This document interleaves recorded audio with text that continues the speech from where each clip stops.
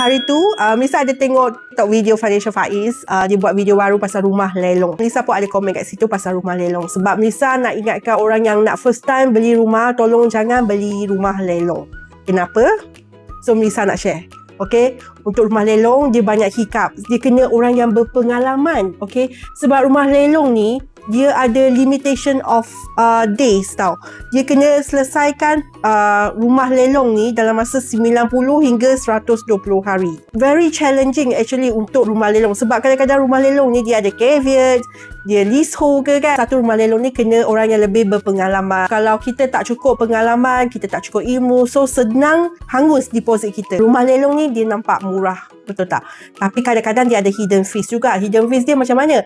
Hidden fees dia macam, korang bayangkan rumah lelong ni ialah rumah-rumah yang dilelong sebab owner tu tak boleh nak bayar. So bila owner tak boleh bayar, installment bank, korang bayangkan owner boleh bayar bil air, bil api, apa lagi, maintenance, cukai pintu, cukai tanah tak? Tak kan?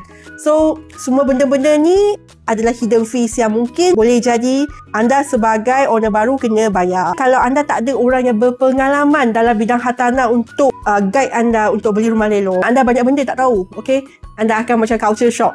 Ada ke benda ni? Ada ke benda ni kan? Selalunya, kalau nak beli rumah lelong, sebelum beli, anda kena investigate sikit. Anda kena pergi tengok rumah tu, anda kena buat land search. Lepas tu, anda kena pandai baca land search. Kadang-kadang land search pun tak keluar. Ada serta-serta benda kan? Yeah, so a lot of thing. And anda mungkin akan pening kepala nanti kalau beli rumah lelong. So, Melissa ingatkan korang, janganlah beli rumah lelong, okay? Belilah rumah biasa, subsale ke, ataupun beli rumah baru. Kurang pening kepala itu. Follow Melissa for more tips.